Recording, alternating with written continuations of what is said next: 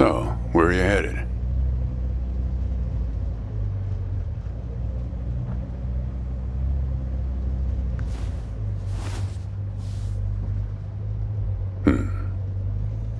Not the talkative type, eh? That's okay. Most people I pick up are just waiting for their turn to talk. Want a raisin? They're from my farm.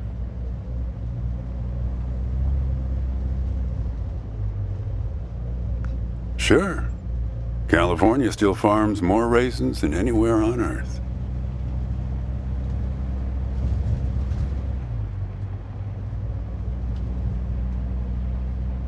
Go ahead. Those are Thompson's seedless raisins. Delicious.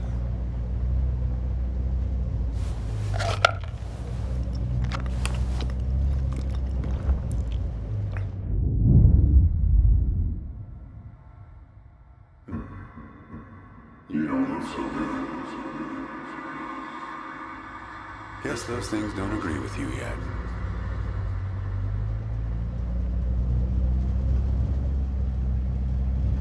You want to know the clearest evidence that reality isn't real? Raisins and grapes, man. They're the same thing, but they taste disgusting when eaten together. Obvious bug in the program there, right?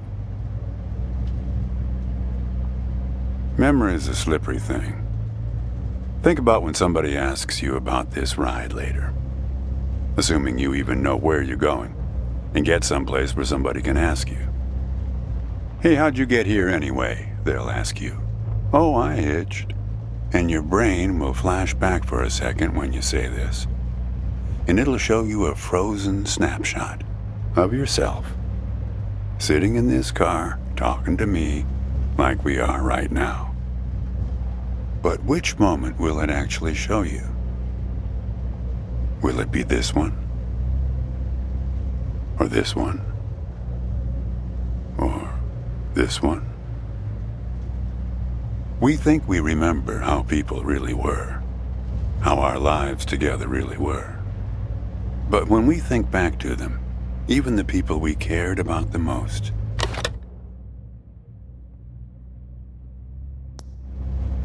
all we're doing is snatching moments out of the air.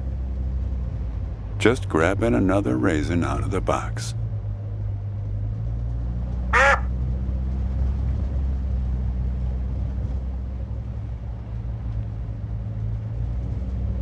I've spent a lot of time around raisins. They're like those dogs you see with wrinkles of skin falling over their eyes. Not the most handsome dogs. Basically helpless, but lovable. My wife, she preferred grapes the way most people do. She's dead now, but you probably guessed that. Thanks, but you don't look like you're doing so well yourself. Takes one to know one, right? I can always spot someone who's grieving along this highway. They usually stand on the road with a dazed look on their face and their thumb up in the air.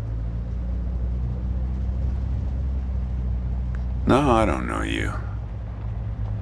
Just know the type. My wife, if I'm totally honest with you, I don't really remember what she looked like. Remember everything about her. Just not her face. Some people have faces that are easy to remember. Doesn't seem fair. Sure, it's not as easy as people think. I'll give you an example. You think you're present in the moment? You've been talking to me for a few minutes now. What color are my eyes? Nope. Well, like I said when I picked you up, some people are just waiting until it's their turn to talk. Hey, kid. Do me a favor and close the window, would you?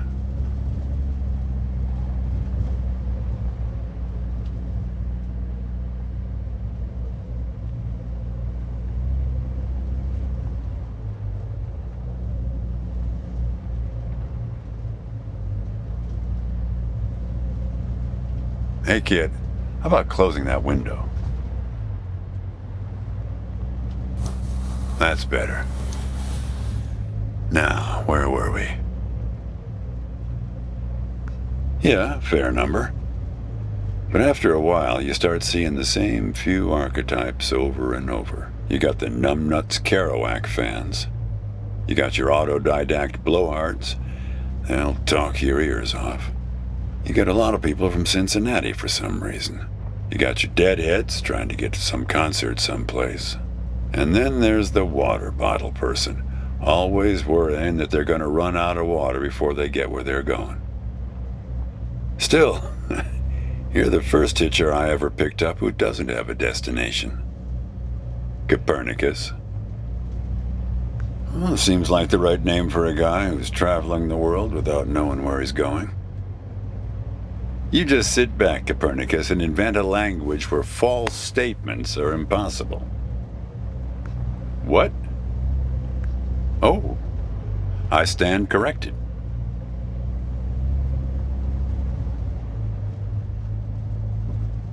You know, when I was a kid, my brother and I used to drive our parents crazy on long drives like this. Our folks wouldn't let us listen to the radio in the car. So we used to make up these songs about food on long drives to pass the time. We had this one with about 30 verses, each about a different kind of grain. There was this one time when we passed a billboard for this new kind of bread, challah bread. In hell they have a hell a lot of challah bread. In hell they have a hell a lot of challah bread. In hell they have a hell a lot of challah bread. In hell they have a hell a lot of challah bread. Oh yeah, that drove Mom and Dad crazy. Come on, join in. In hell they have a hell a lot of challah bread. In hell they have a hell a lot of challah bread. In hell they have a hell a lot of challah bread. In hell they have a hell a lot of challah bread.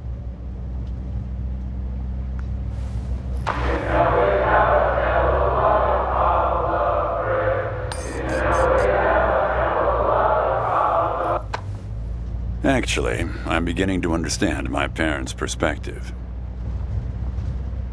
Getting older's funny. It's like reading a book where less and less happens, but the writing gets better and better. Thanks. I got it from an app. It's this app with philosophical sayings. My wife got it for me, to make me sound smarter. She had a way with words. Yeah, well, that all sort of depends on which raisin you take out of the box, right? How you spin it. We were married for 37 years. People used to ask us how we managed, being married and all, working off the side of the road together, sharing a little trailer. The truth is, nobody knows if they're happily married. All they know is that it's the thing they've been doing every day for the last 37 years. It's not that simple, Copernicus. Life has a way of chipping away at that certainty. It'd be easier if you had a number assigned to you, a number from 1 to 100, printed on both your foreheads where you could always see it. It would arrive in the mail every year, right after you file taxes. Oh, we're a 71. That couple down the street, the Rosens, they're an 82 this year. Oh, I guess they have it a bit better than us. Some way of knowing.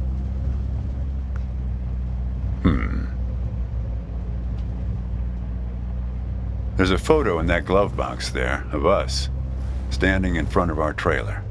It was in a magazine.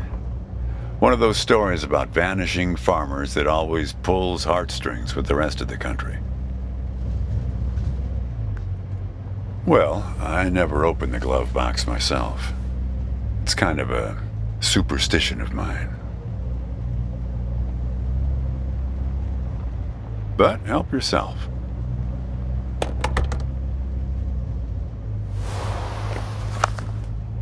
Hey, where'd you get that? That's not her.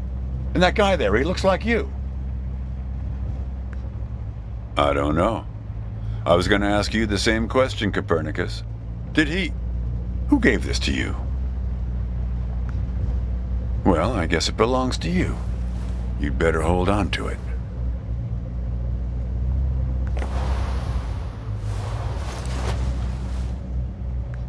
What woman? Her. Well, hard to say. I wouldn't lose any sleep over it.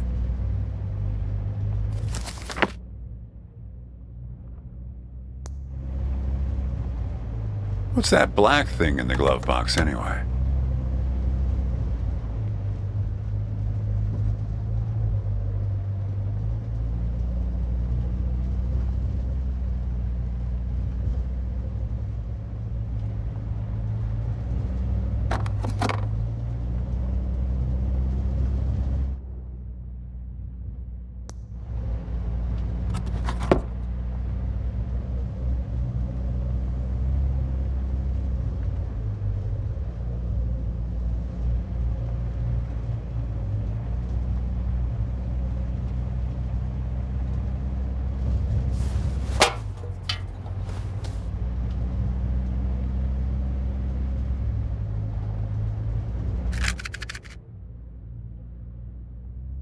What you got there?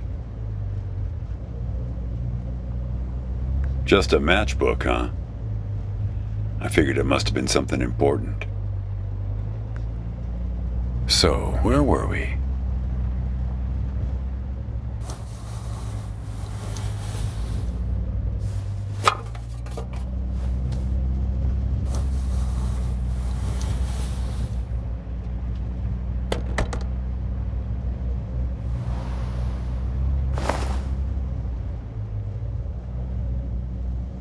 See anything interesting there?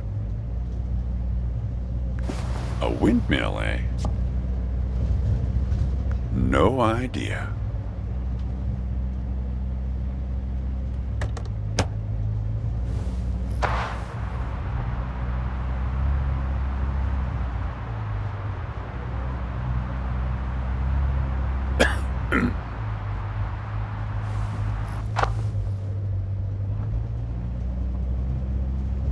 Say, want to hear a joke?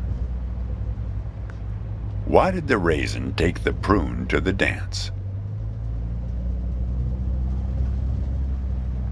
He couldn't get a date. Hey, that reminds me. It's almost 4:30. You'll like this. It's my favorite. I once knew the hostess, Darlene. She used to change the tires on my truck on Highway 51. Welcome to another Interstate Riddle Hour. Here's our first riddle. Keep your eyes peeled, all you blacktop carpetbaggers. I fly, yet I have no wings. I cry, yet I have no eyes. Darkness follows me. Lower light I never see.